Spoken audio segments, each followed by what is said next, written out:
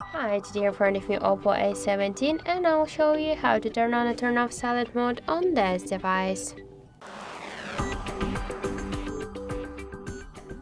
So first let's open the notification banner shortcuts and you should find here the silent mode icon. Click once on this icon to activate the silent mode. If you want to turn it off, click on the icon once again. Also we have the second way how we can do that. Just open the settings application, scroll to the sound and vibration and you'll see here the silent mode switcher. Just to activate it, click once on the switcher. To turn it off, click on the switcher once again.